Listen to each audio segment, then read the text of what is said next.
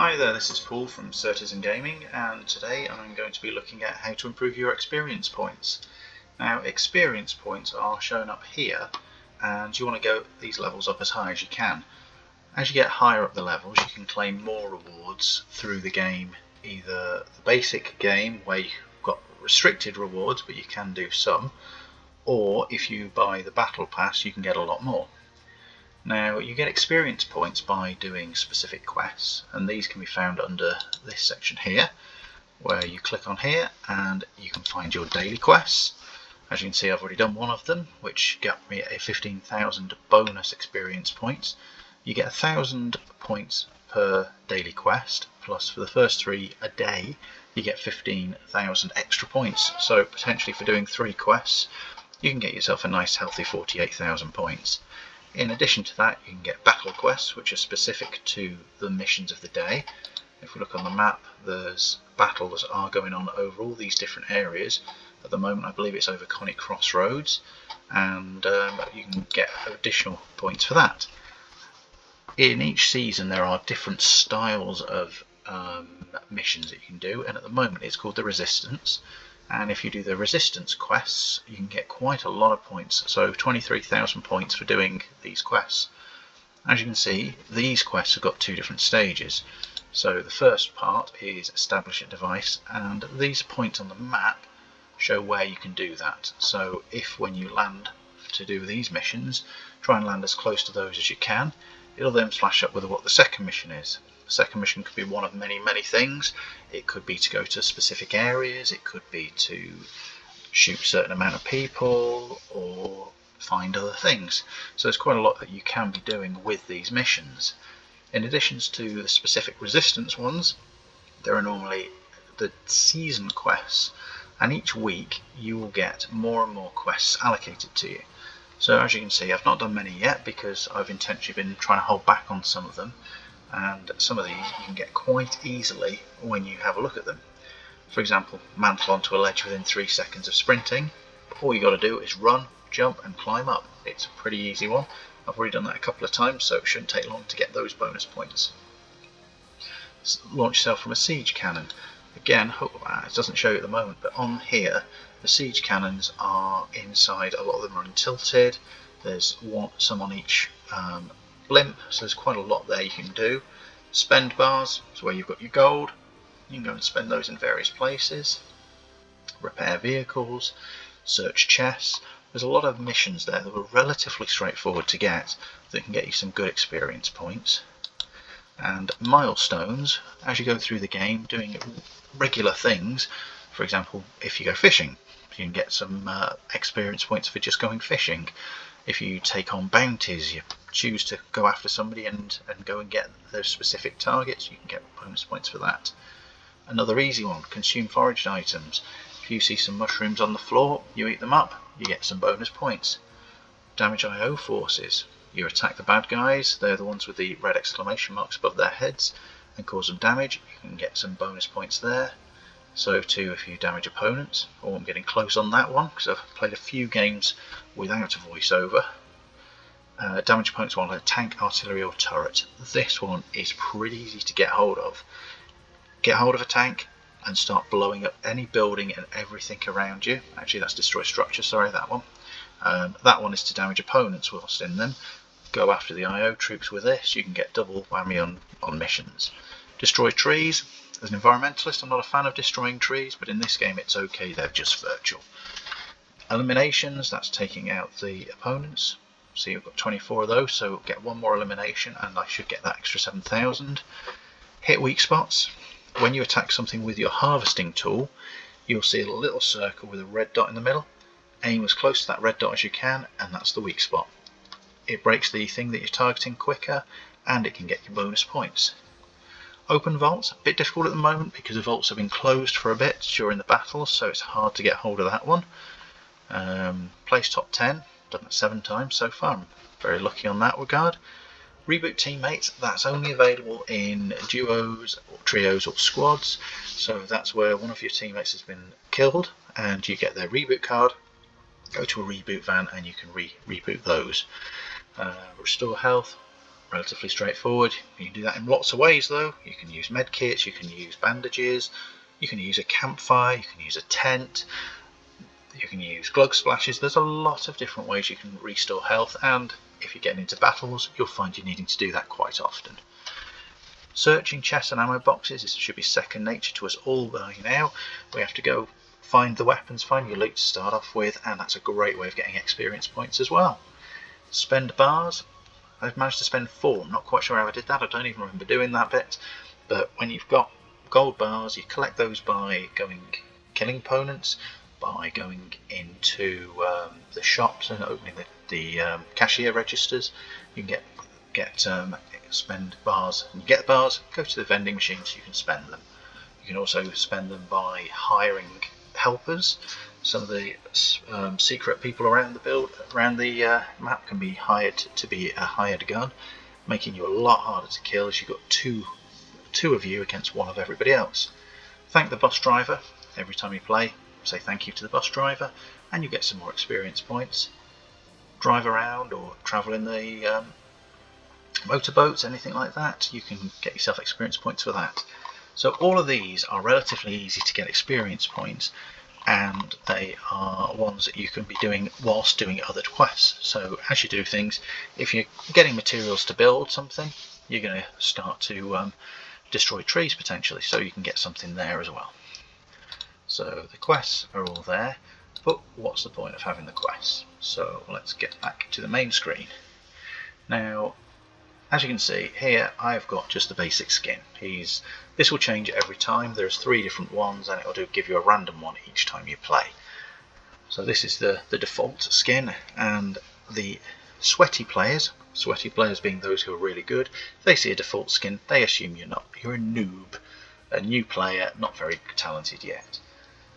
On the skin, you can have various different things from your locker. So let's go up to your locker here, and you've got, they call them outfits, or people generally call them skins. So that's when you can start to get more skins. As you buy skins, or as you win them or earn them, they will come in here, and then you can equip different skins. And back bling, they will go on the back of the character when you've got one. And I think there's a freebie one that everybody can get if they want to. Your harvesting tool, again, you get a default one, which is great, it does the job, but as you do other missions you can potentially get more, particularly if you use the battle pass, which is one of the things I'm going to be looking at shortly.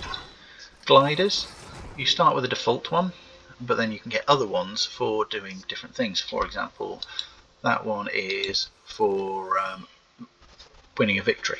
The first time you win, you get an umbrella. Then there was a specific one for this season, so it's quite a good one, so that's the one I prefer to equip. Contrail, those are when you jump out the battle pass at the start, you'll see different players have got different things coming out from behind them, and they are called contrails. Hopefully we'll be able to see one of those, and I can get one of those equipped. You've got emotes. Emotes are the ones that you can show off to people as you're going through the maps. So you can have the basic one, which is your dance moves, which really upsets sweaty players if you do one of those after you defeat them, because they normally watch you for a short while. There's one to show how many crowning achievements you've got, which is where if you've won more than one battle in a row, you get crowned victories, which are always worth having. And then also you'll be able to get wraps for your guns, so they have specific designs. Again, I'm hoping I'll be able to show you some of those shortly. And music and loading screens. At the moment you've got the basic one for this chapter, or for the last chapter, and a basic loading screen as well. Now, when you level up, every time that level up goes, you get 5 battle stars, and the battle stars can be spent on the battle pass. Now, in the battle pass you've got different aspects, some of which are locked. These ones are locked because you have to have the battle pass itself. At the moment I haven't, but what I did earlier is put 1,000 V-Bucks onto the account. V-Bucks can be bought here, £6.49 in UK money. to me, a worthwhile investment because you can get a lot for it, particularly when I explain one part of what the Battle Pass does. But without spending anything in the Battle Pass, there are 3 things that you can buy. So you can buy a banner icon, and to claim it, you press and hold. And we've now got a banner icon, which we can assign in the locker. So we'll claim that one. Thank you very much. This is a back bling, so this goes on the back and is a design thing. Again, this is one that you can get without buying a battle pass. So we'll have that one, and then if we equip it, you'll see that on the character now, on the main screen, he will have that back bling on.